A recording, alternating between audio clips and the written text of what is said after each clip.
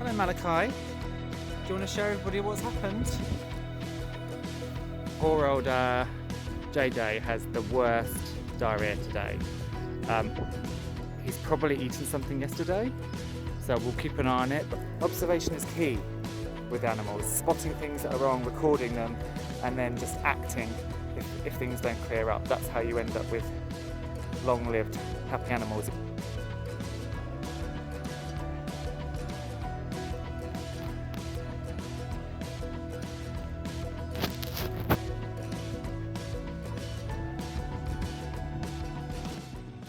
Hello, little Ophelia. Hello. Hello, Malachi. Do you want to show everybody what's happened? Yes, your tail has come off. Look. Now the question is, can we find it? There were some crows in here this morning, so unfortunately, I think it's probably gone. But we will have a little look and see if we can find the magical tail. Alas, no tail. But I should say, even when I was a kid, my granddad would have 40, 50 lambs, and we would only ever find one or two. So I think that's probably part of the excitement of finding a lamb's tail, because you often didn't find them because they got carried away. Now I don't know why, because surely a lamb tail really doesn't have a lot of flesh on it for, corvids and things to eat, but it's gone, so they've taken it. So we'll just enjoy the babies as they are.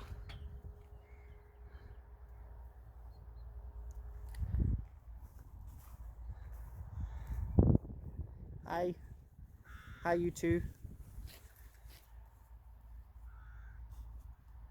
And if you don't know, one of the reasons we take the tails off in the south of England is due to blowfly. So if you've got a long tail, then often muckiness gets caught in it, and that attracts flies, and they lay their eggs, hatch into maggots, and then the maggots eat the sheep alive. So just for hygiene reasons, in the south of England, where it's warmer and the blowfly season is longer, even though we've got spot-ons and things like that, just for hygiene, we tend to dock the tails. One thing I've had to do over here in the nuttery is I have had to, as you can see, I've had to fence off some of the trees because goats seem to know where you don't want them. So these are 3 cobnut trees, and they've been severely nibbled by the goats. The goats have had a go at those, so I've had to cut those off, or fence those off rather. And then we have unfortunately, my sweet chestnuts, this one didn't survive at all. I don't know really what happened. This one's doing really well. And again, I've had to fence this one off because of the grazing goats. Poor old JJ has the worst diarrhea today. He's probably eaten something yesterday, so we'll keep an eye on it. But obviously, if it continues, tomorrow he's not going to come out to graze. He'll be shut in, and we'll give him just hay and see if we can firm that up. I'm sure it's something he's just eaten whilst on the move. It won't be a worm burden or anything like that, so we'll just keep an eye on him. He seems fine in himself. He's not lethargic or anything. He's happy nibbling. He has just got the worst runs that I've seen from any of the goats since I've had them here. Just realised Humbug's over there climbing a tree.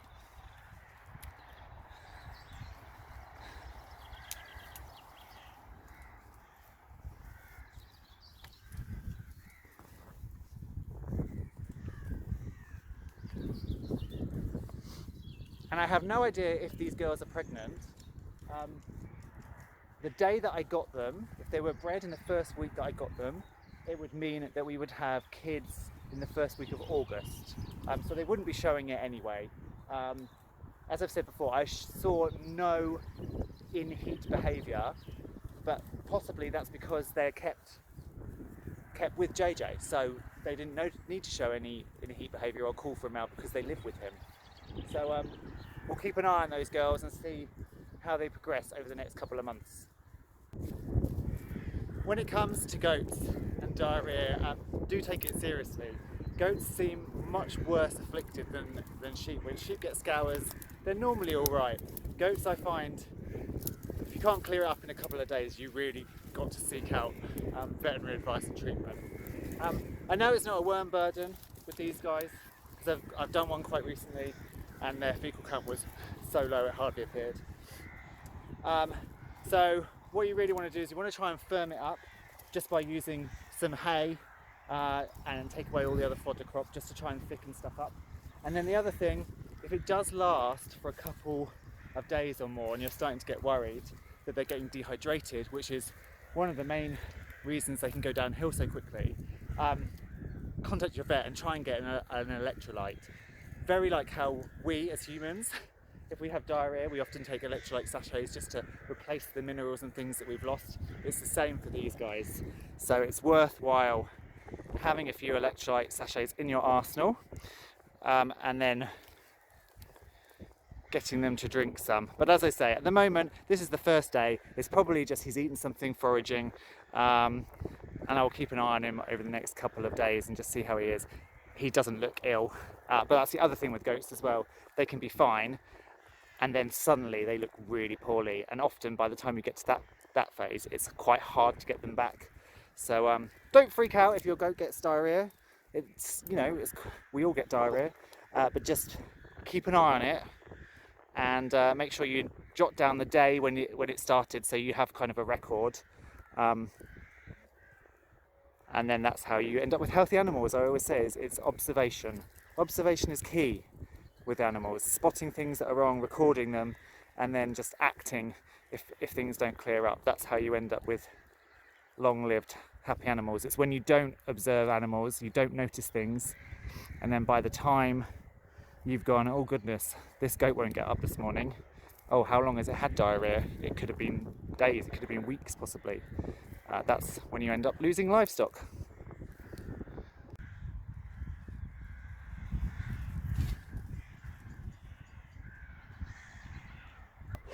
Well, this isn't really a Market Farm garden tour, but I just wanted to show you how, you know, the other day I was a bit miserable about it because it wasn't looking like a garden, and now actually we've got ranunculus, we've got straw flowers, we've got cornflowers, we've got some snaps in, so that's all coming together.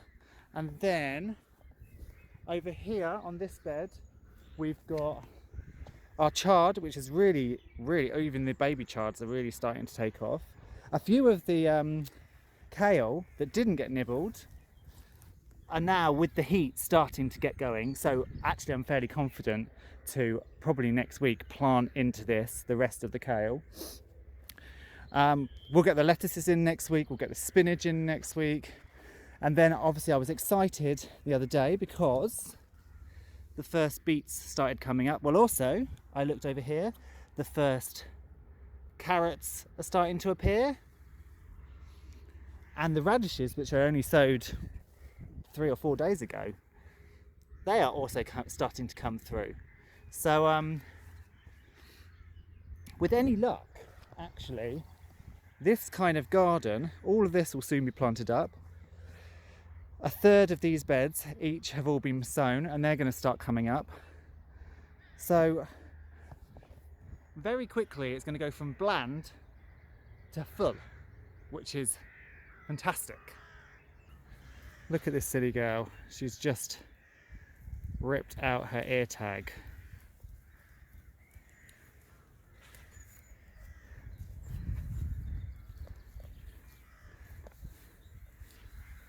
You're very silly.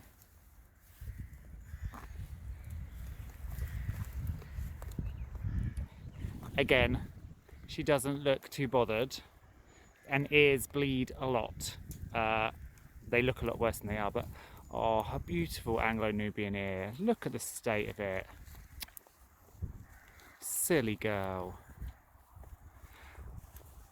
She's not that friendly. If she was friendlier, I would spray it with some iodine. What I'm actually going to do, it looks like a clean tear. The top of that, by the way, had already torn. She'd already caught this once. These are supposed to be anti-tear, but she'd already caught it once and dragged it down, and then she's just torn it completely out. So if I can get a hold of her later, probably when I take her back to the paddock, I will just spray some iodine on that just to dry it out. But it doesn't look bad. It's nothing really to worry about. What? What?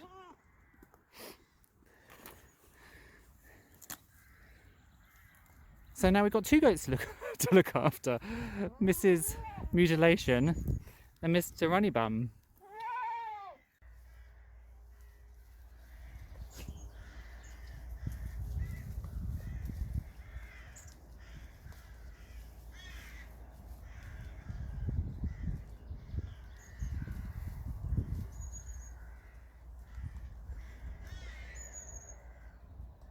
I'm actually quite glad the goats are over here, because one thing I desperately need to do is strim.